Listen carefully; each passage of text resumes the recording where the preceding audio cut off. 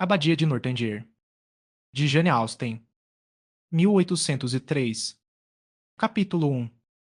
Ninguém que tivesse visto Catherine Morland em sua infância teria suposto que ela nascera para ser uma heroína. A situação dela na vida, o caráter do pai e da mãe, a própria pessoa e disposição dela, tudo isso era igualmente desfavorável. O pai dela era um clérigo, sem ser negligenciado ou pobre, e um homem muito respeitável, embora seu nome fosse Richard e ele nunca tivera sido bonito. Ele tinha uma considerável independência, além de 2 bons rendimentos, e não era nem um pouco dado a trancar suas filhas. A mãe dela era uma mulher de senso prático, com um bom temperamento e, o que é mais notável, com uma boa constituição. Ela teve 3 filhos antes do nascimento de Catherine e, em vez de falecer ao dar à luz esta última, como qualquer um poderia esperar, ela continuou viva e veio para ter mais 6 filhos, para vê-los crescer ao seu redor e para desfrutar de excelente saúde. Uma família de 10 filhos será sempre considerada uma boa família, onde há cabeças, braços e pernas suficientes para o número, mas os Morlands tinham pouco mais do que o direito à palavra, pois eram, em geral, muito simples, e Catherine, por muitos anos de sua vida, tão simples quanto qualquer outra. Ela tinha uma figura magra e desajeitada, uma pele amarelada sem cor, cabelos escuros e lisos, e traços fortes, isso quanto à sua aparência, e a sua mente parecia não ser menos desfavorável ao egoísmo. Ela gostava de todas as brincadeiras de meninos e preferia o cricket não apenas a bonecas, mas às alegrias mais heróicas da infância, como cuidar de um ouriço cacheiro, alimentar um canário ou regar um roseiral. De fato, ela não tinha gosto por um jardim, e se colhia flores. Era principalmente pelo prazer da travessura, pelo menos assim se conjecturava, pois ela sempre preferia aquelas que lhe eram proibidas. Tais eram as suas propensões, as suas capacidades eram igualmente extraordinárias. Ela nunca conseguiu aprender ou compreender nada antes de ser ensinada, e às vezes nem mesmo depois, pois frequentemente era desatenta e ocasionalmente tola. A mãe dela levou 3 meses para ensiná-la a repetir apenas a petição do mendigo e, afinal, a irmã mais nova dela, Sally, conseguia dizê-la melhor do que ela. Não que Catherine fosse sempre estúpida, de modo algum. Ela aprendeu a fábula lebre e muitos amigos tão rapidamente quanto qualquer garota na Inglaterra. A mãe dela desejava que ela aprendesse música, e Catherine tinha certeza de que iria gostar, pois adorava tocar as teclas do velho e esquecido cravo. Assim, aos 8 anos, ela começou. Ela aprendeu por um ano e não conseguiu suportar, e Asa. Orlando, que não insistia que suas filhas fossem cultas apesar da incapacidade ou aversão, permitiu que ela parasse. O dia em que o mestre de música foi dispensado foi um dos mais felizes da vida de Catherine. O gosto dela por desenhar não era superior, embora sempre que conseguisse obter o lado de fora de uma carta da mãe ou apanhasse qualquer outro pedaço de papel avulso, ela fazia o que podia dessa forma, desenhando casas e árvores, galinhas e pintinhos, todos muito semelhantes uns aos outros. A escrita e a contabilidade foram ensinadas a ela pelo pai, o francês, pela mãe. Sua proficiência em ambas não era notável, e ela evitava as lições de qualquer uma sempre que podia. Que personagem tão estranha e inexplicável! Pois, com todos esses sintomas de devassidão aos 10 anos, ela não tinha nenhum coração mau nem um mau temperamento, era raramente teimosa, quase nunca brigona e muito bondosa com os mais novos, com poucas interrupções de tirania, era, além disso, barulhenta e selvagem, detestava confinamento e limpeza e amava nada tanto no mundo quanto rolar pela encosta verde nos fundos da casa. Assim era Catherine Morland aos 10 anos. Aos 15 anos, as aparências estavam se restabelecendo, ela começou a cachear o cabelo e a ansiar por bailes. Sua tez melhorou, seus traços foram suavizados pela plenitude e pela cor, seus olhos ganharam mais animação e sua figura mais importância. O amor dela pela sujeira deu lugar a uma inclinação pela elegância e ela se tornou limpa à medida que se tornava mais inteligente. Agora, ela tinha o prazer de, por vezes, ouvir seu pai e sua mãe comentarem sobre sua melhoria pessoal. Catherine está se tornando uma moça bastante bonita. Ela está quase linda hoje. Eram palavras que chegavam aos seus ouvidos de tempos em tempos, e quão bem-vindos eram os sons. Parecer quase bonita é uma aquisição de maior deleite para uma moça que foi considerada comum nos primeiros 15 anos de sua vida do que uma beleza desde o berço poderia jamais receber. A senhora Morland era uma mulher muito boa e desejava ver os seus filhos tornarem-se tudo o que deveriam ser, mas o seu tempo estava tão ocupado com o parto e o ensino dos mais pequenos, que as suas filhas mais velhas eram inevitavelmente deixadas a cuidar de si mesmas, e não era muito surpreendente que Catherine, que por natureza não tinha nada de heróico, preferisse cricket, beisebol, andar a cavalo e correr pelo campo aos 14 anos, a livros, ou pelo menos a livros de informação, pois, desde que nada de conhecimento útil pudesse ser adquirido a partir deles. Desde que fossem todos história e nenhuma reflexão, ela nunca teve qualquer objeção a livros. Mas, dos 15 aos 17 anos, ela se preparou para ser uma heroína. Leu todas as obras que as heroínas devem ler para abastecer suas memórias com aquelas citações tão úteis e reconfortantes nas vicissitudes de suas vidas repletas de acontecimentos. Do Papa, ela aprendeu a censurar aqueles que suportar a zombaria da desgraça. De Greick. Muitas flores nascem para coar sem serem vistas e desperdiçar sua fragrância no ar do deserto. Da Thomson, que é uma tarefa encantadora. Ensinar a ideia jovem a tirar.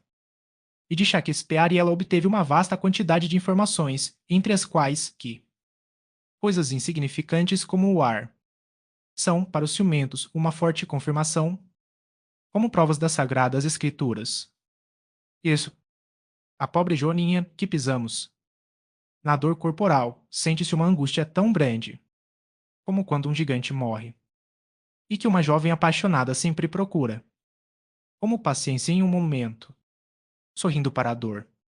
Até o momento, a sua melhoria era suficiente e em muitos outros aspectos ela progrediu imensamente bem, pois, embora não conseguisse escrever sonetos, ela se permitia lê-los e, embora parecesse improvável que ela conseguisse encantar uma festa inteira com uma prelúdio no piano, de sua própria composição, ela conseguia ouvir a performance de outras pessoas com muito pouco cansaço.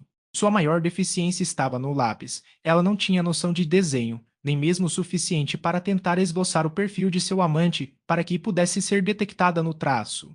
Ali, ela falhou miseravelmente em alcançar a verdadeira grandeza heróica. Atualmente, ela não conhecia sua própria pobreza, pois não tinha amante para retratar.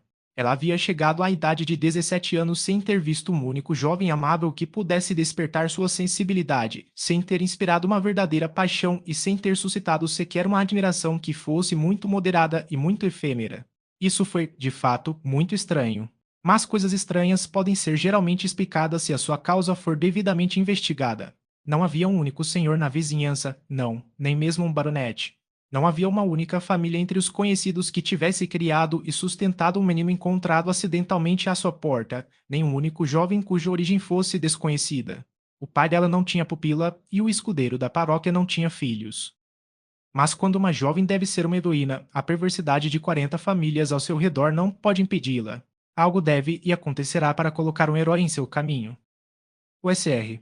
Allen, proprietário da maior parte das terras em Fullerton, a aldeia em Wiltshire onde os Morlands viviam, foi aconselhado a ir a Bath para o benefício de uma constituição reumática, e sua esposa, uma mulher de bom humor, afeiçoada a está. Morland provavelmente ciente de que, se aventuras não ocorrem a uma jovem em sua própria aldeia, ela deve procurá-las no exterior, convidou a ir com eles. O Sr. e Asra. Morland estavam em total conformidade e Catherine em plena felicidade. Capítulo 2. Além do que já foi dito sobre as qualidades pessoais e mentais de Catherine Morland, quando prestes a ser lançada em todas as dificuldades e perigos de uma estadia de 6 semanas em Bath, pode-se afirmar, para uma informação mais precisa do leitor, a fim de que as páginas seguintes não deixem de dar uma ideia do que se pretende com o caráter dela, que seu coração era afetuoso, sua disposição alegre e aberta, sem vaidade ou afetação de qualquer tipo, seus modos apenas um pouco afastados da desajeitação e timidez de uma jovem, sua aparência agradável e, quando em boa forma, bonita, e sua mente tão ignorante e desinformada quanto a mente feminina de 17 anos costuma ser. Quando a hora da partida se aproximou, a ansiedade materna da Saa. Morland será naturalmente suposta como a mais intensa. Mil pressentimentos alarmantes de males para sua amada Catherine, provenientes desta terrível separação, devem oprimir seu coração com tristeza e afogá-la em lágrimas nos últimos dias ou 2 de sua convivência, e conselhos de natureza extremamente importante e aplicável devem, naturalmente, fluir de seus lábios sábios em sua conferência de despedida em seu armário. As advertências contra a violência de nobres e baronetes que se deleitam em forçar jovens senhoras para alguma remota propriedade rural devem, naquele momento, aliviar a plenitude de seu coração. Quem não pensaria assim? Mas Orlando conhecia tão pouco sobre lordes e baronetes, que não nutria qualquer noção da malícia geral deles, e estava completamente alheio ao perigo que suas maquinações poderiam representar para sua filha. As suas cautelas restringiam-se aos seguintes pontos. Peço-lhe, Catherine, que sempre se agasalhe bem o pescoço ao voltar das salas à noite, e gostaria que tentasse controlar os gastos. Ofereço-lhe este pequeno livro para esse fim. Sally, ou melhor, Sarah, pois que jovem de boa família chegaria aos 16 anos sem alterar o nome o quanto pudesse. Deve, por sua posição, ser neste momento a amiga íntima e confidente de sua irmã. É notável, contudo, que ela não insistisse que Caterina escrevesse a cada correspondência, nem exigisse a promessa dela de transmitir o caráter de cada novo conhecido, nenhum detalhe de cada conversa interessante que Bato pudesse proporcionar.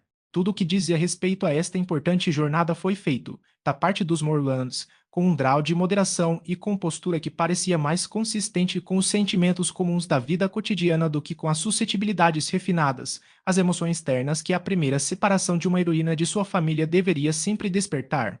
O pai dela, em vez de lhe conceder uma ordem ilimitada no banco dele, ou mesmo de lhe entregar uma nota de 100 libras, deu-lhe apenas 10 guinéus e prometeu-lhe mais quando ela quisesse. Sob esses auspícios pouco promissores, a despedida ocorreu e a jornada teve início. Foi realizado com a devida tranquilidade e segurança sem intercorrências. Nem ladrões nem tempestades os favoreceram, nenhuma reviravolta de sorte os apresentou ao herói. Nada mais alarmante ocorreu do que o receio, por parte das Ra, além de ter deixado uma vez seus tamancos para trás em uma estalagem, e que felizmente se provou infundado. Eles chegaram a Bato. Caterina estava em êxtase, seus olhos brilhavam de entusiasmo enquanto se aproximavam dos arredores belos e impressionantes, e depois percorreram as ruas que os conduziram ao hotel. Ela viera para ser feliz, e já se sentia feliz. Logo se instalaram em acomodações confortáveis na Putney Street. É agora conveniente descrever as Ra, além, para que o leitor possa julgar de que forma as suas ações tenderão, futuramente, a promover o sofrimento geral da obra e como ela, provavelmente, contribuirá para reduzir a pobre Caterine a toda a desesperada miséria de que um último volume é capaz, seja por sua imprudência, vulgaridade ou ciúmes, seja por interceptar suas cartas, arruinar sua reputação ou expulsá-la de casa. Aham. Além era uma das numerosas mulheres cuja companhia não podia suscitar outra emoção senão a surpresa de que houvesse homens no mundo que as quisessem bem o suficiente para se casarem com elas. Ela não possuía beleza, talento, conquistas ou boas maneiras. Ares de uma dama, uma boa dose de temperamento calmo e inativo, e uma leve inclinação mental eram tudo o que poderia justificar a escolha de um homem sensato e inteligente como S.R. Allen. Em certo aspecto, ela estava admiravelmente preparada para apresentar uma jovem à vida pública, pois gostava tanto de ir a todos os lugares e ver tudo por si mesma quanto qualquer jovem poderia gostar. Vestir-se era sua paixão. Ela tinha um deleite inofensivo em se mostrar elegante, e a entrada da nossa heroína na vida não poderia ocorrer antes de 3 ou 4 dias de aprendizado sobre o que era mais usado, e sua acompanhante fosse provida de um vestido da moda mais recente. A Trine também fez algumas compras, e quando todas essas questões foram resolvidas, chegou a importante noite que a introduziria aos salões superiores. O cabelo dela foi cortado e arrumado pela melhor profissional, as roupas vestidas com cuidado, e tanto as Ra, além quanto sua criada declararam que ela estava exatamente como deveria estar. Com tal incentivo, Caterina esperava, ao menos, passar incólume pela multidão. Quanto à admiração, ela era sempre muito bem-vinda quando surgia, mas ela não dependia dela.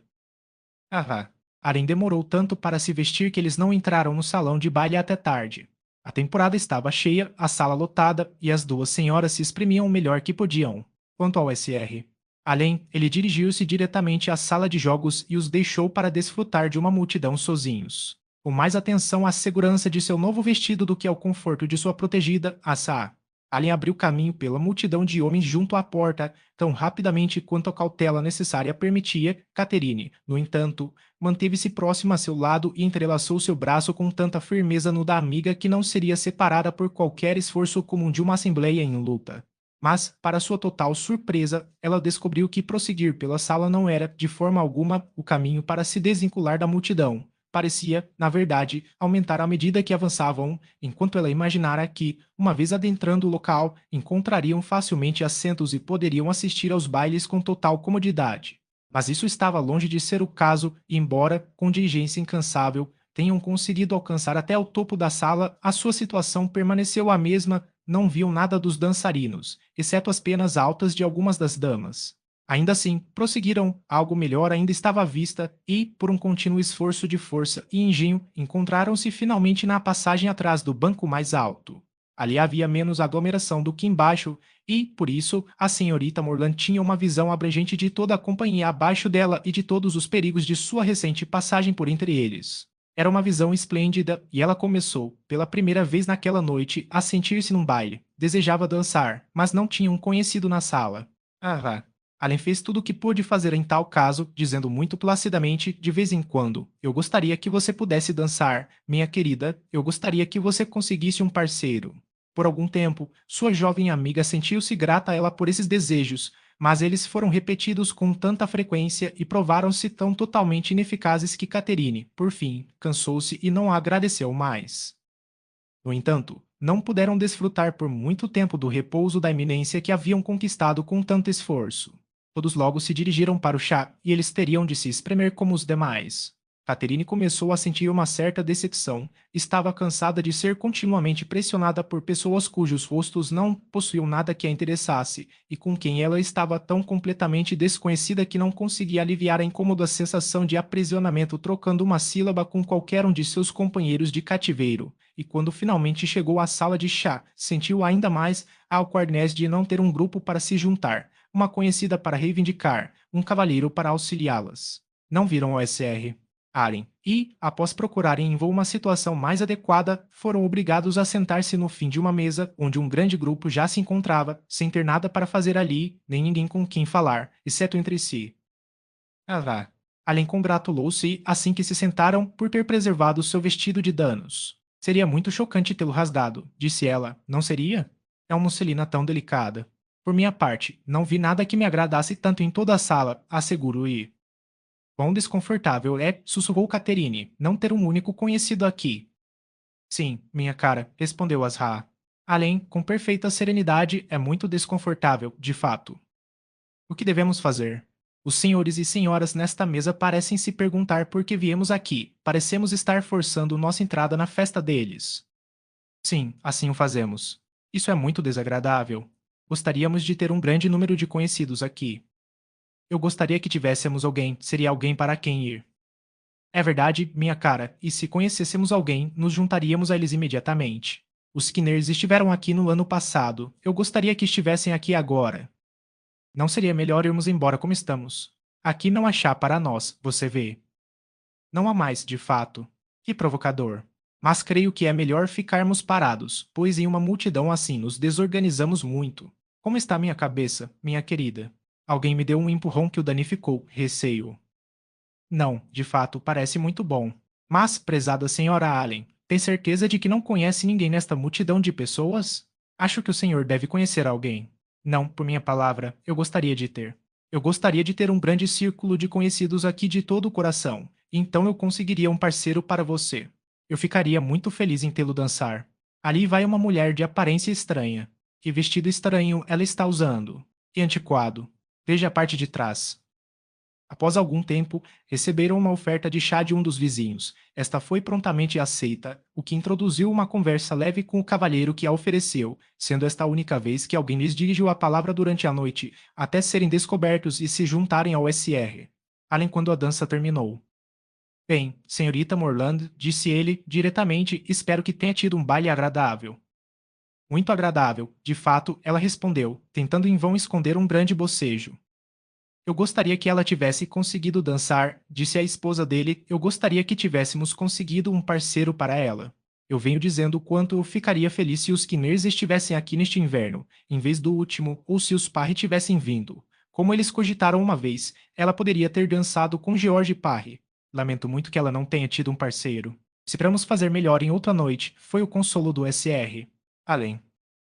A empresa começou a dispersar-se quando a dança terminou, o suficiente para deixar espaço para que o restante pudesse andar com algum conforto, e agora era a hora de uma heroína, que ainda não desempenhava um papel muito distinto nos eventos da noite, ser notada e admirada. A cada 5 minutos, ao remover um pouco da multidão, abria-se maior espaço para os seus encantos. Ela agora era vista por muitos jovens que antes não se aproximavam dela. Contudo, nenhum deles a contemplou com assombro extasiado, nenhum sussurro de curiosidade ansiosa percorreu a sala, nem uma única vez alguém a chamou de divindade. No entanto, Catherine estava com uma aparência muito boa, e se a companhia tivesse visto apenas 3 anos antes, teria achado-a extremamente bonita. Ela foi observada, contudo, e com certa admiração, pois, em sua própria presença, dois cavalheiros a consideraram uma moça bonita. Tais palavras tiveram o efeito desejado, ela imediatamente considerou a noite mais agradável do que antes. Sua humilde vaidade estava satisfeita. Ela se sentiu mais obrigada aos dois jovens por esse simples elogio do que uma verdadeira heroína de qualidade teria ficado por 15 sonetos em celebração de seus encantos, e foi para sua cadeira de bom humor com todos, perfeitamente satisfeita com sua parte da atenção pública. Capítulo 3.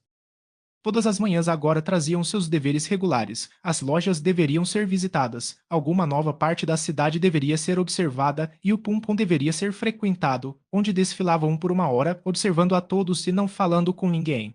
O desejo de uma conhecida numerosa em Bata ainda dominava a Saa. Além, e ela o repetia a cada nova prova, que cada manhã trazia, de que ela não conhecia ninguém. Eles apareceram nas salas inferiores, e aqui a sorte foi mais favorável à nossa heroína. O mestre de cerimônias apresentou-lhe um jovem muito cavalheiro como parceiro. O nome dele era Tilney. Ele parecia ter por volta de 20 ou 25 anos, era bastante alto, tinha um rosto agradável, um olhar muito inteligente e vivo e, se não era exatamente bonito, estava muito perto disso. O endereço dele era bom, e Catherine sentiu-se muito sortuda. Havia pouco lazer para conversar enquanto dançavam, mas, quando estavam sentados tomando chá, ela o achou tão agradável quanto já lhe havia atribuído. Ele falava com fluência e vivacidade, e havia uma malícia e uma jovialidade em seu modo de ser que a interessavam, embora fossem mal compreendidas por ela. Após conversarem por algum tempo sobre assuntos que naturalmente surgiam a partir dos objetos ao redor, ele a abordou repentinamente com: Até agora, madame, tenho sido muito negligente nas devidas atenções de um parceiro aqui. Ainda não me perguntei há quanto tempo está em Bath, se já esteve aqui antes, se foi às Upper Rooms, ao teatro e ao concerto, e como a senhora aprecia o lugar no geral. Tenho sido muito negligente, mas está agora à disposição para me satisfazer nestes pormenores? Se o senhor for, começarei diretamente. O senhor não precisa se dar ao trabalho, por favor. Sem problemas, asseguro-lhe, senhora. Então, formando os traços num sorriso forçado e suavizando afetadamente a voz, acrescentou, com um ar de bajulação: Está muito tempo em Bath, senhora? Cerca de uma semana, senhor, respondeu Catherine, tentando não rir. Sério? Com um espanto afetado. Porque o senhor deveria se surpreender, senhor? Porque, de fato, disse ele em seu tom natural. Mas alguma emoção deve parecer ter sido despertada pela sua resposta, e a surpresa é mais facilmente assumida e não menos razoável do que qualquer outra. Agora prossigamos. A senhora nunca esteve aqui antes? Nunca, senhor. De fato. Já honraram os salões superiores. Sim, senhor, estive lá na última segunda-feira. Você já foi ao teatro? Sim, senhor, estive na peça na terça-feira. Para o concerto? Sim, senhor, na quarta-feira. E o senhor está completamente satisfeito com Bach? Sim, eu gosto muito. Agora devo esboçar um sorriso irônico, e então poderemos ser racionais novamente. Catherine desviou o olhar, sem saber se ousaria rir.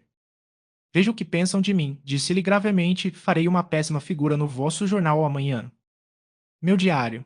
Sim, sei exatamente o que você dirá. Na sexta-feira, fui aos salões inferiores. Vesti meu vestido de musselina com estampa de flores e detalhes azuis, sapatos pretos simples, e me destaquei bastante, mas fui estranhamente importunada por um homem esquisito e meio tolo, que quis me fazer dançar com ele e me incomodou com suas bobagens. De fato, não direi tal coisa. Devo lhe dizer o que o senhor deveria dizer? Se me permite. Eu dancei com um jovem muito agradável, apresentado pelo SR. Kim, tive uma longa conversa com ele, parece um gênio extraordinário, espero conhecê-lo melhor. É isso, senhora, que eu gostaria que a senhora dissesse. Mas, talvez, eu não mantenha diário. Talvez o senhor não esteja sentado nesta sala, e eu não esteja sentado ao seu lado. Estes são pontos em que uma dúvida era igualmente possível. Não manter um diário. Como seus primos ausentes poderão compreender o teor de sua vida em Bath sem um? Como podem ser relatadas as civilidades e os elogios do dia a dia, como deveriam ser, a menos que sejam anotados todas as noites em um diário? Como serão lembrados os seus diversos vestidos, e o estado particular da sua tez, e o encaracolado do seu cabelo em todas as suas diversidades, sem ter constante recurso a um diário?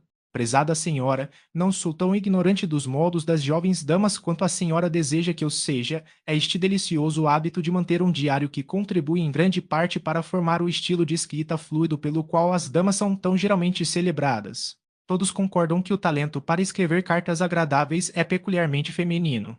A natureza pode ter feito algo, mas tenho certeza de que deve ser essencialmente auxiliada pela prática de manter um diário. Às vezes pensei, disse Catherine, com dúvida, se as senhoras escrevem cartas muito melhores do que os senhores. Ou seja, eu não deveria pensar que a superioridade estava sempre do nosso lado. Até onde tive oportunidade de julgar, parece-me que o estilo habitual de correspondência entre mulheres é irrepreensível, exceto em três particularidades. E quais são eles?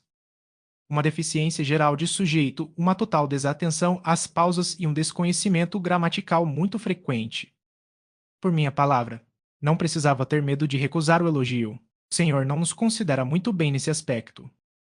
Não deveria, de forma alguma, estabelecer como uma regra geral que as mulheres escrevem cartas melhores do que os homens, assim como não se poderia afirmar que elas cantam duetos melhores ou desenham paisagens mais belas.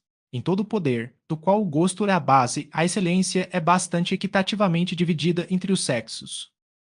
Foram interrompidos pelas Allen. Minha querida Catherine, disse ela, tire este alfinete da minha manga. Receio que já tenha rasgado um buraco. Ficarei bastante triste se o tiver feito, pois este é um vestido favorito, embora tenha custado apenas 9 shillings o metro.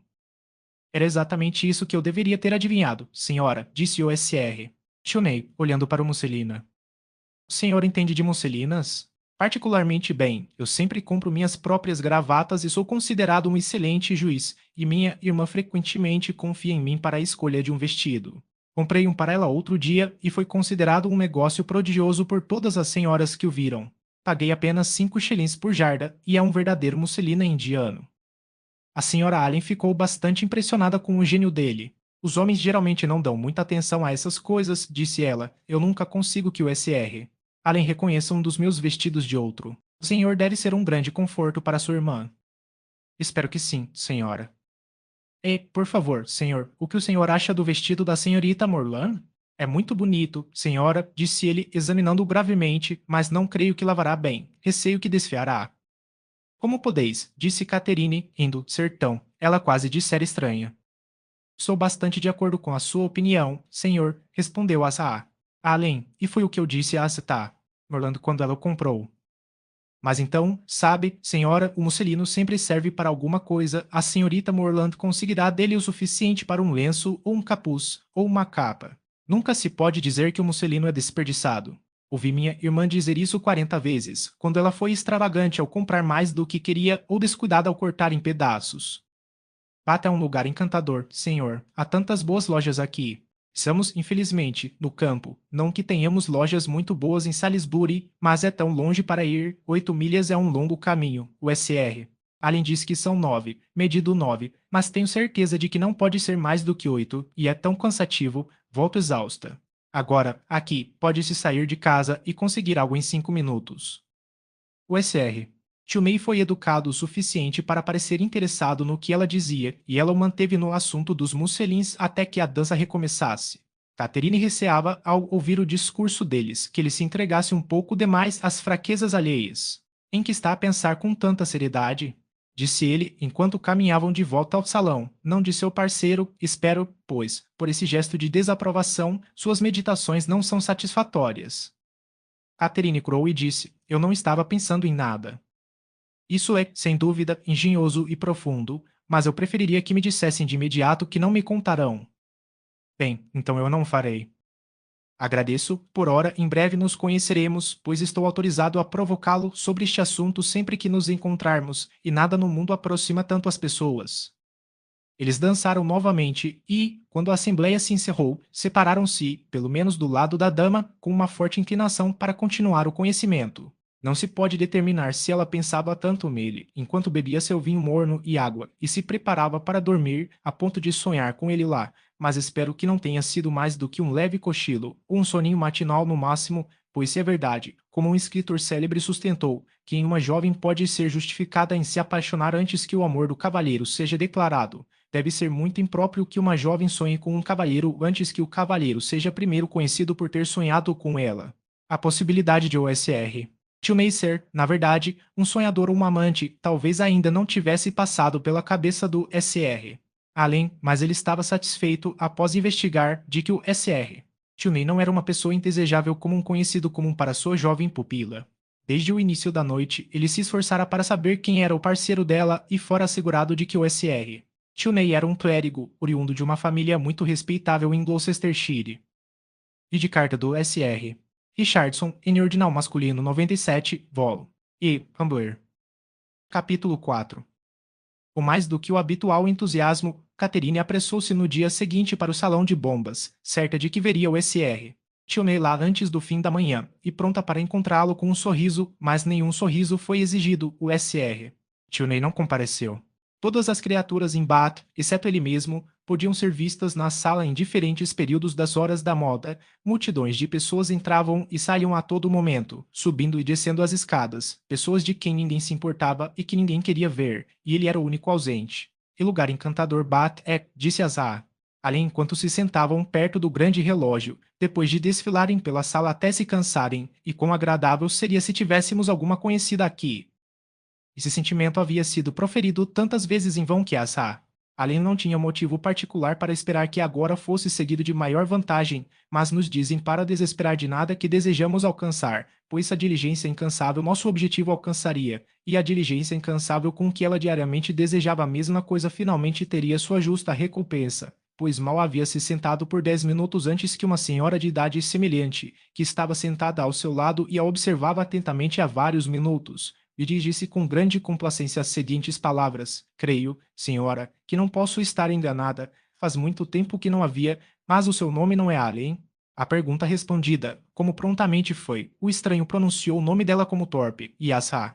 Alien imediatamente reconheceu as feições de uma antiga colega de escola íntima a quem só vira uma vez desde seus respectivos casamentos, e isso há muitos anos. A alegria deles neste encontro foi imensa, como bem se poderia imaginar, visto que estavam contentes em não saber nada um do outro nos últimos 15 anos. Os elogios à boa aparência já haviam cessado, e, após observar como o tempo havia passado desde a última vez que estiveram juntos, quão pouco haviam pensado em se encontrar em Bath e quão prazeroso era ver um velho amigo, prosseguiram com perguntas e informações sobre suas famílias, irmãs e primos, falando ambos ao mesmo tempo, muito mais dispostos a dar do que a receber informações, e cada um ouvindo muito pouco do que o outro dizia. Ah, Thorpe, contudo, tinha uma grande vantagem como conversadora em relação a Asa.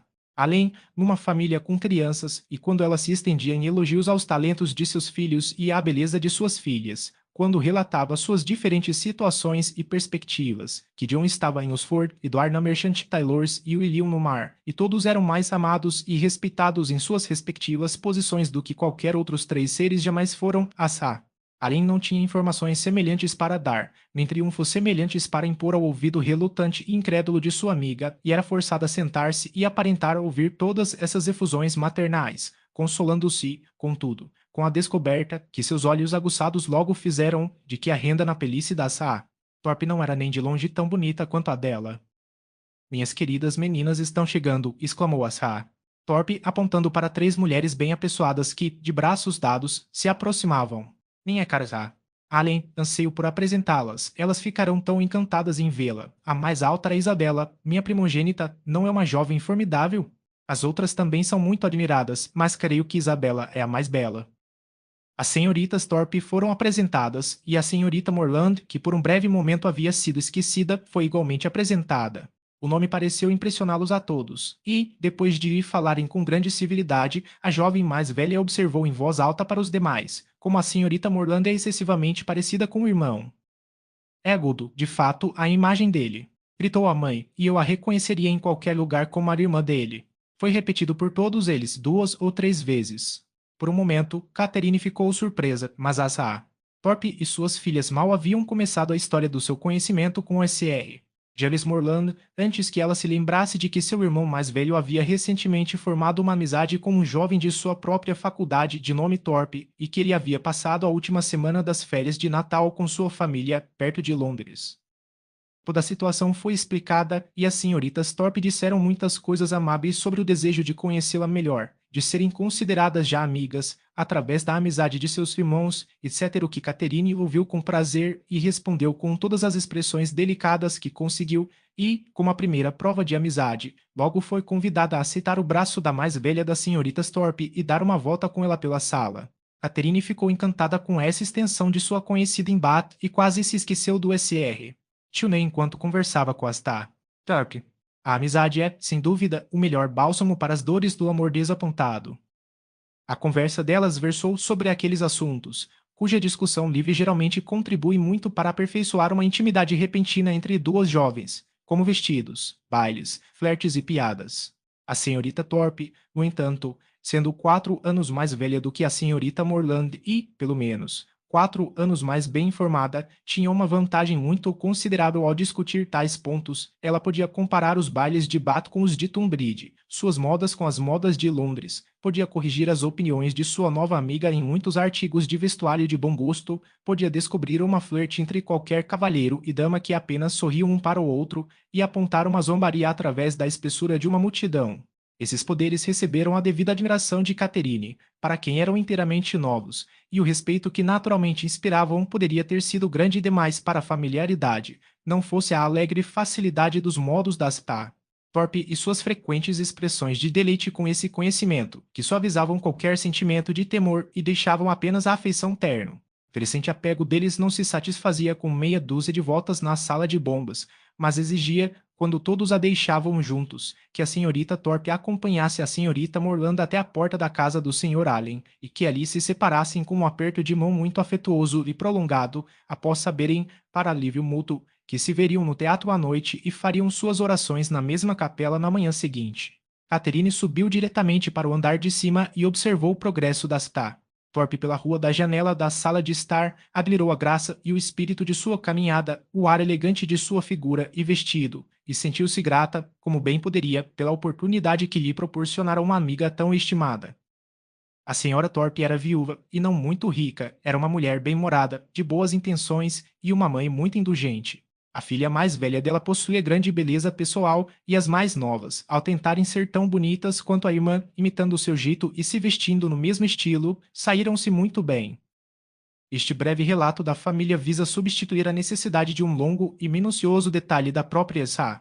Thorpe sobre suas aventuras e sofrimentos passados, o que de outra forma poderia ser esperado para ocupar os 3 ou 4 capítulos seguintes, os quais a futilidade de lordes e advogados poderia ser exposta e conversas que ocorreram 20 anos antes serem minuciosamente repetidas. Capítulo 5.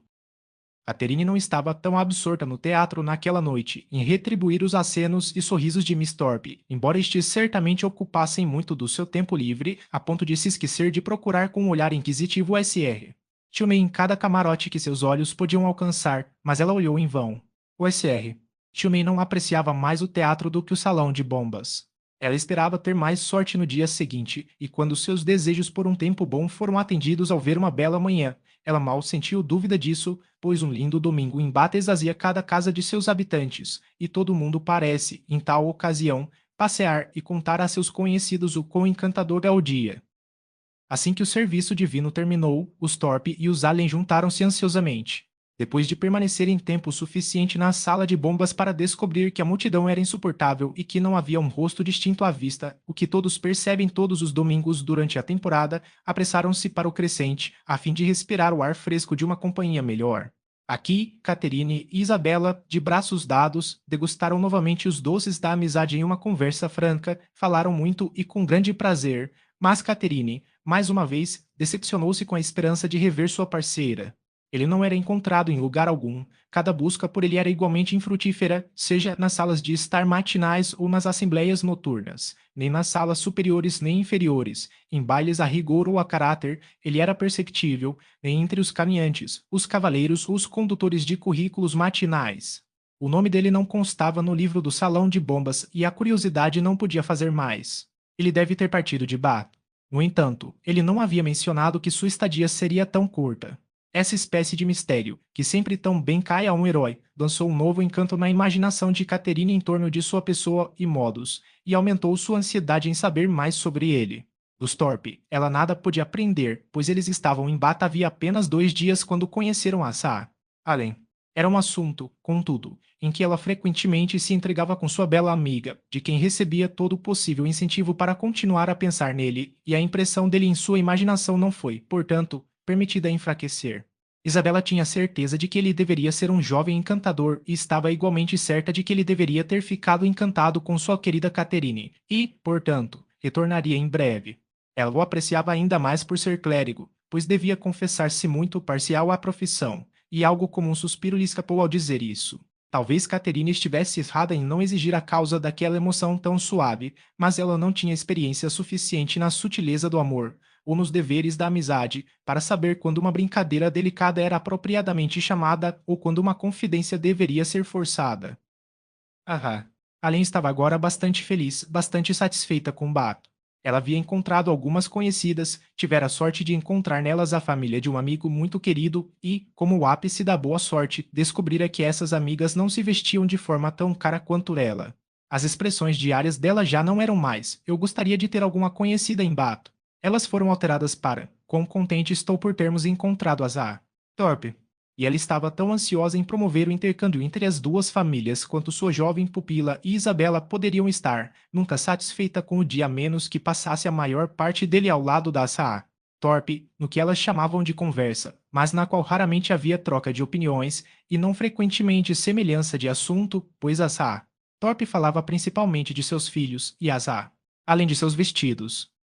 O progresso da amizade entre Caterine e Isabela foi rápido, pois seu início fora caloroso e elas passaram tão rapidamente por cada gradação de crescente ternura que, em breve, não havia mais provas disso a serem dadas a seus amigos ou a si mesmas. Chamavam-se pelo primeiro nome, andavam sempre de braço dado, prendiam o véu uma da outra para a dança e não se separavam no salão, e se uma manhã chuvosa as privasse de outros prazeres, continuavam resolutas a encontrar-se, desafiando a chuva e a lama, e isolavam-se para ler romances juntas. Sim, romances, pois não adotarei esse costume mesquinho e antipático tão comum entre os romancistas, de degradar com sua censura desdenhosa as próprias obras às quais eles mesmos estão acrescentando, unindo-se aos seus maiores inimigos para atribuir os epítetos mais severos a tais trabalhos, e raramente permitindo que sejam lidos por sua própria heroína, que, se acidentalmente pegar um romance, certamente folheará suas páginas insípidas com desgosto.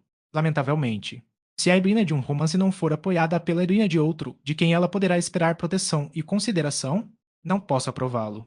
Deixemos aos críticos o deleite de abusar de tais efusões de fantasia à vontade, e de falar, em cada novo romance, com expressões batidas sobre o lixo com o qual a imprensa agora se aflige. Não nos abandonemos uns aos outros, somos um corpo ferido. Embora nossas produções tenham proporcionado um prazer mais extenso e inabalável do que as de qualquer outra corporação literária no mundo, nenhuma forma de composição foi tão criticada. Por orgulho, ignorância ou modismo, nossos adversários são quase tantos quanto nossos leitores. E, enquanto as habilidades do 99º abreviador da história da Inglaterra, ou do homem que recolhe e publica em um volume algumas dúzias de linhas de Milton, Pope e Prior, um artigo do Spectator e um capítulo de Sterne, são elogiadas por 1000 canetas, parece haver quase um desejo geral de denegrir a capacidade e desvalorizar o trabalho do romancista e de menosprezar as obras que têm apenas gênio, inteligência e gosto para as recomendar. Não sou uma leitora assídua de romances, raramente me debruço sobre eles, não imagine que leio romances com frequência, é agudo, de fato, muito bom para um romance. Tal é o discurso comum. E o que a senhorita está lendo, senhorita? Oh, é apenas um romance. Responde a jovem, enquanto pousa o livro com indiferença afetada ou momentânea vergonha. É apenas Cecília, ou Camila, ou Belinda, ou, em suma, apenas alguma obra em que os maiores poderes da mente são exibidos, em que o conhecimento mais profundo da natureza humana, a mais feliz delineação de suas variedades, as mais vivas efusões de inteligência e humor são transmitidos ao mundo na linguagem mais bem escolhida.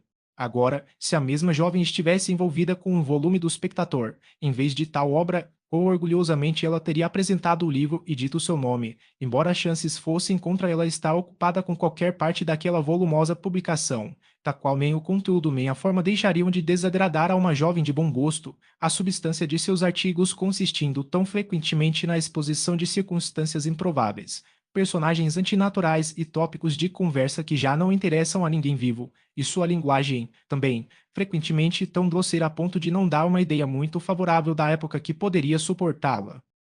Capítulo 6. A seguir, apresenta-se a conversa que ocorreu entre os dois amigos na sala de bombas numa manhã, após um conhecimento de 8 ou 9 dias, como um exemplo do seu forte apego e da delicadeza, discrição, originalidade de pensamento e gosto literário que caracterizavam a razoabilidade desse apego.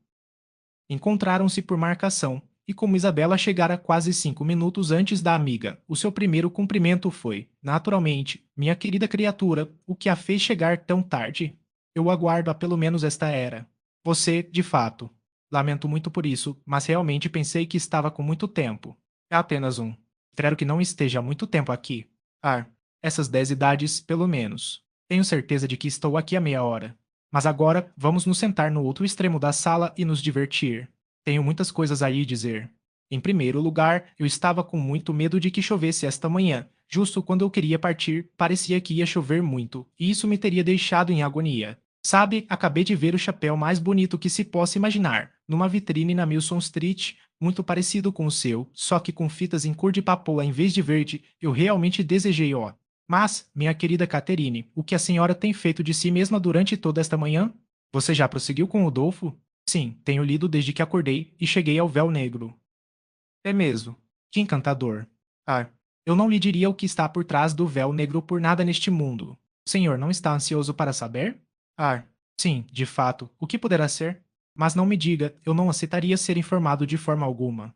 Sei que deve ser um esqueleto. Tenho certeza de que é o esqueleto de Lauventina. Ah, estou encantado com o livro. Gostaria de passar a vida inteira a lê-lo. Asseguro-lhe que, se não fosse para o conhecer, não teria saído de lá por nada deste mundo. Prezada criatura, quão grato lhe sou, e quando terminar o Dolfo, leremos o italiano juntos, e elaborei uma lista de mais 10 ou 12 obras do mesmo gênero para você. Você, de fato. Quão contente estou. O que são todos eles? Vou ler-lhes os nomes diretamente, aqui estão, na minha agenda. Castelo de Wolfenbach, Clermont, Avisos Misteriosos, Necromante da Floresta Negra, Sino da Meia-Noite, Órfão do Reno e Mistérios Horrendos. Isso nos durará algum tempo. Sim, muito bem, mas eles são todos horríveis. Você tem certeza de que são todos horríveis? Sim, tenho certeza. Uma amiga muito querida, a senhorita Andrews, uma moça adorável, uma das criaturas mais doces do mundo, leu todos eles. Gostaria que conhecesse a senhorita Andrews, ficaria encantado com ela. Ela está conquistando para si a mais doce capa que se pode conceber. Eu a considero tão bela quanto um anjo, e estou muito aborrecido com os homens por não a admirarem. Eu os repreendi a todos de forma incrível por causa disso. Repreenda-os. Você os repreende por não a admirarem? Sim, eu faço isso. Não há nada que eu não faria por aqueles que são verdadeiramente meus amigos. Não tenho a noção de amar pessoas pela metade, isso não faz parte da minha natureza. Meus vínculos são sempre excessivamente fortes. Eu disse ao capitão Munt em uma de nossas assembleias neste inverno que, se ele me provocasse a noite toda, eu não dançaria com ele, a menos que ele permitisse que a senhorita Andrews fosse tão bela quanto um anjo. Os homens nos consideram incapazes de uma amizade verdadeira, sabe, e estou determinada a mostrar-lhes a diferença. Agora, se eu ouvisse alguém falar mal de você, eu me indignaria imediatamente, mas isso é muito improvável, pois você é exatamente o tipo de moça que se tornaria a favorita dos homens. Oh, meu Deus! Exclamou Catherine, corando. Como pode afirmar isso? Conheço-a muito bem. A senhora tem tanta animação, o que é exatamente o que a senhorita Andrews deseja, pois devo confessar que há algo incrivelmente insípido nela. Ah, devo dizer-lhe que, logo após nos separarmos ontem, vi um jovem a olhar para si com tanta intensidade. Tenho a certeza de que ele está apaixonado por si. Catherine coou e negou novamente. Isabella riu. É muito verdade, juro por minha honra, mas vejo como é, o senhor é indiferente à admiração de todos, exceto a de um cavalheiro, que permanecerá sem nome. Não, não posso culpá-lo, disse mais seriamente, seus sentimentos são facilmente compreensíveis. Onde o coração está verdadeiramente ligado, sei muito bem o quão pouco se pode agradar com a atenção de qualquer outra pessoa. Tudo é tão insípido, tão desinteressante, que não se relaciona com o objeto amado. Compreendo perfeitamente os seus sentimentos. Mas não me convença de que penso muito em Mister. Tunei, pois talvez eu nunca mais o veja. Não o verei novamente. Minha querida criatura, não fale sobre isso. Tenho certeza de que o senhor ficaria infeliz se pensasse assim. Não, de fato, eu não deveria. Não pretendo dizer que não fiquei muito satisfeito com ele, mas enquanto tiver o Dolfo para ler, sinto como se ninguém pudesse me fazer infeliz. Ah, o terrível véu negro. Minha querida Isabela, tenho certeza de que deve haver o esqueleto de Laurentina por trás disso. É tão estranho para mim que a senhora nunca tenha lido Dolfo antes, mas suponho que a senhora Morlano se opõe a romances. Não, ela não tem. Ela muito frequentemente lê Sir Charles Grandison por conta própria, mas livros novos não nos chegam às mãos. Sir Charles Grandison. É um livro horrível e incrível, não é? Lembro-me de que a senhorita Andrews não conseguiu terminar o primeiro volume. Não é nada como o Dolfo, mas, ainda assim, acho muito divertido. É mesmo. Surpreende-me, pensei que não tivesse sido legível. Mas, minha querida Caterine, já decidiu o que usará na cabeça esta noite. Sou determinado, em qualquer circunstância, a me vestir exatamente como você. Os homens às vezes notam isso, sabe? Mas isso não significa que o façam, disse Caterine, muito inocentemente. Signifique. Oh céus, eu tenho como regra nunca me importar com o que dizem. Eles são frequentemente incrivelmente impertinentes se não forem tratados com firmeza e se não mantiverem distância. São eles. Bem, eu nunca observei isso. Eles sempre se comportam muito bem comigo. Ah, eles se acham muito. São as criaturas mais vaidosas do mundo e se consideram de tamanha importância. A propósito, embora eu tenha pensado nisso centenas de vezes, sempre me esqueci de perguntar qual é a sua tez favorita em um homem. Você prefere eles mais escuros ou mais claros? Não sei. Nunca pensei muito sobre isso. Acho que é algo entre os dois. Castanho, não claro, e não muito escuro. Muito bem, Catherine. É exatamente ele. Não me esqueci da sua descrição do SR. Chunei, uma pele morena, com olhos escuros e cabelo bastante escuro. Bem, meu gosto é diferente. Prefiro olhos claros e, quanto a tez, sabe, gosto mais de uma pálida do que de qualquer outra. Não me traiam, se algum dia se encontrarem com alguém que corresponda a essa descrição. Traí-lo. O que o senhor ou a senhora quer dizer? Não, não me aflija. Acredito que já disse demais. Deixemos o assunto de lado. Catherine, com certa surpresa, acedeu e, após permanecer alguns momentos em silêncio, estava prestes a voltar-se para o que a interessava naquele momento mais do que qualquer outra coisa no mundo, o esqueleto de Laurentina, quando a amiga a impediu, dizendo, pelo amor de Deus, vamos nos afastar desta extremidade da sala. Sabe, há dois jovens odiosos que me têm fitado há meia hora. Eles realmente me deixaram bastante desconcertado. Vamos e vejamos as chegadas. É improvável que nos sigam até lá. Afastaram-se em direção ao livro, e enquanto Isabela examinava os nomes, cabia a Caterine observar os procedimentos desses jovens alarmantes. Eles não estão vindo por aqui, estão? Espero que não sejam tão impertinentes a ponto de nos seguir. Por favor, informe-me se eles virão. Estou determinado a não olhar para cima. Em poucos momentos, Caterine, com prazer genuíno, assegurou-lhe que não precisava mais se preocupar, pois os cavalheiros acabavam de deixar a sala de bombas. E para onde eles foram? Disse Isabela, virando-se apressadamente. Um era um jovem muito bonito. Eles foram em direção ao cemitério. Bem, estou incrivelmente feliz por me ter livrado deles. E agora, o que me diz de irmos juntos a Egas Burdins para que veja meu novo chapéu? O senhor disse que gostaria de vê-lo. Catherine concordou prontamente. Somente, acrescentou ela, talvez possamos alcançar os dois jovens. Ah, deixe isso de lado. Se nos apressarmos, passaremos por eles em breve e estou ansiosa para lhe mostrar meu chapéu. Mas se esperarmos apenas alguns minutos, não haverá risco de os vermos. Não lhes farei tal elogio, asseguro-lhe. Não tenho a menor noção de tratar homens com tal respeito. É assim que se os estraga. Catherine nada tinha a opor a tal raciocínio e, portanto, para demonstrar a independência de Miss Thorpe e a sua resolução de humilhar o sexo, partiram imediatamente o mais rápido que podiam andar em perseguição aos dois jovens. Capítulo 7. Meio minutos conduziu pelo pátio da bomba até ao arco em frente à Union Passage, mas ali foram detidos. Todos os que conhecem Bath podem recordar as dificuldades de atravessar Sheap Street neste ponto agudo, de facto, uma rua de natureza tão impertinente, tão infelizmente ligar às grandes estradas de Londres e Oxford, e à principal estalagem da cidade, que um dia não passa sem que grupos de senhoras, por mais importantes que sejam os seus negócios, quer em busca de pastelaria, chapéus ou mesmo como no caso presente de jovens, não sejam detidas de um lado ou do outro por carruagens, cavaleiros ou carros de bois. Esse mal havia sido sentido e lamentado, pelo menos 3 vezes ao dia, por Isabela desde sua residência em Bath, e ela agora estava fadada a senti-lo e lamentá-lo mais uma vez, pois no exato momento em que se encontrava em frente à Union Passage e à vista dos dois cavalheiros que atravessavam a multidão e percorrendo as sarjetas daquela interessante viela, foi impedida de cruzar pela aproximação de uma gig, conduzida em um pavimento irregular por um cocheiro de aparência muito experiente, com toda a veemência que poderia, de forma mais adequada, colocar em risco as vidas dele, de seu acompanhante e de seu cavalo. Ah, esses trabalhos odiosos! Disse Isabela, olhando para cima. Como eu os detesto! Mas essa detestação, embora tão justa, teve curta duração, pois ela olhou novamente e exclamou, delicioso. Senhor Morland e meu irmão. Meu Deus! É o James!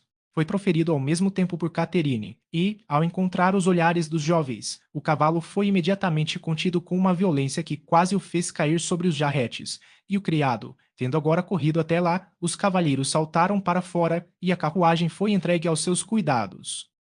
Catherine, para quem esta reunião foi totalmente inesperada, recebeu o irmão com o mais vivo prazer, e ele, sendo de uma disposição muito amável e sinceramente ligado a ela, deu-lhe de sua parte toda a prova de igual satisfação, o que pôde fazer com tranquilidade, enquanto os olhos brilhantes da Thorpe desafiavam incessantemente sua atenção, e a ela os seus deveres foram rapidamente pagos, com uma mistura de alegria e embaraço que poderia ter informado Catherine, se ela fosse mais experiente no desenvolvimento dos sentimentos alheios e menos absorvida pelos seus próprios, de que seu irmão achava a amiga tão bonita quanto ela própria se achava. John Thorpe, que entretanto havia dado ordens sobre os cavalos, logo juntou, e dela recebeu diretamente as devidas desculpas, pois, enquanto ele tocava levemente e descuidadamente a mão de Isabela, a ela lhe dedicou uma reverência completa e uma meia velha. Ele era um jovem corpulento de estatura mediana, que, com um rosto comum e uma forma desagitada, parecia receoso de ser demasiado atraente a menos que vestisse o traje de um noivo, e demasiado parecido com um cavalheiro a menos que fosse descontraído onde deveria ser cortês, e atrevido onde lhe seria permitido ser descontraído. Ele tirou o relógio. Quanto tempo a senhora acha que estamos dirigindo de Tetbury, senhorita Morlan? Não sei a distância. O irmão dela disse que eram 23 milhas. 23. 25, se for uma polegada, exclamou Thorpe. Morland protestou, invocando a autoridade dos guias de estrada, dos estalajadeiros e dos marcos quilométricos, mas o amigo ignorou todos eles. Tinha um teste mais seguro para a distância. Sei que deve ser 5:20, disse ele, pelo tempo que estamos fazendo isso. Agora são 1:30, saímos do pátio da estalagem em Tetbury quando o sino da cidade bateu 11 e desafio qualquer homem na Inglaterra a fazer meu cavalo andar a menos de 10 milhas por hora em arreios. Isso dá exatamente 25. Você perdeu 1 hora, disse Morland. Eram apenas 10 horas quando viemos de Tetbury. São 10 horas. Eram 11 horas, juro por minha alma. Eu contei cada movimento. Este seu irmão me deixaria sem sentidos. Senhorita Morland, veja só o meu cavalo. Já viu um animal tão feito para velocidade em sua vida? O criado acabara de montar na carruagem e estava a partir. E sangue tão puro. 3 horas e meia, de fato, para percorrer apenas 23 milhas. Olhe para essa criatura e suponha que seja possível, se puder. Ele realmente parece muito atraente, sem dúvida. Quente.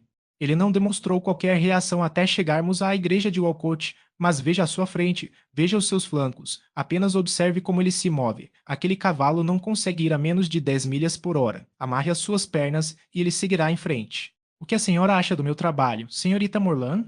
É uma solução elegante, não é? Bem construído, de origem urbana, não tenho há um mês. Foi construído para um homem de Christchurch, um amigo meu, um sujeito muito bom. Ele o utilizou por algumas semanas, até que, creio eu, se tornou conveniente encerrá-lo. Naquele momento, eu estava à procura de algo leve desse tipo, embora já tivesse praticamente decidido por um currículo, mas acabei por encontrá-lo na ponte de Magdalen, enquanto ele entrara em Oxford, no último semestre. Thorpe, disse ele, o senhor por acaso deseja algo tão pequeno como isto? É uma capital daquelas, mas estou farto dela. Disse eu, sou o homem que procura. O que deseja? E quanto a senhora acha que ele fez, senhorita Morlan? Tenho certeza de que não consigo adivinhar de forma alguma. Suspenso no currículo, você vê assento, porta-malas, estojo de espada, paralamas, lanternas, moldura de prata, tudo o que você vê completo, o trabalho de ferro tão bom quanto novo ou melhor. Ele pediu 50 guinéus. Eu concordei imediatamente, joguei o dinheiro e a carruagem era minha. Eu tenho certeza, disse Catherine, sei tão pouco sobre essas coisas que não consigo julgar se foi barato ou caro. Nenhum nem outro, eu poderia tê-lo conseguido por menos, aposto, mas odeio pechichar e o pobre Freeman precisava de dinheiro. Isso foi muito gentil da sua parte, disse Catherine, bastante satisfeita. Droga, quando se tem a oportunidade de fazer algo gentil por um amigo, eu odeio ser mesquinho. Uma investigação foi então realizada sobre os movimentos pretendidos das jovens, e, ao descobrir para onde elas estavam indo, decidiu-se que os cavalheiros as acompanhariam até Gas Buildings e prestariam suas respeitos a Thorpe. James e Isabela lideravam o caminho, e tão satisfeita estava esta última com sua sorte, tão contente ela se esforçava para garantir um passeio agradável àquele que trazia a dupla recomendação de ser amigo de seu irmão e irmão de sua amiga. Tão puros e despretensiosos eram os sentimentos dela, que, embora tenham alcançado e ultrapassado os dois jovens ofensores na Milson Street, ela estava tão longe de buscar atrair a atenção deles, que olhou para trás apenas 3 vezes. John Thorpe permaneceu, claro, com Catherine e, após alguns minutos de silêncio, reatou a conversa sobre sua carruagem. Contudo, a senhora, Miss Morland, achará que seria considerado um negócio de pouco valor por algumas pessoas, pois eu poderia tê-lo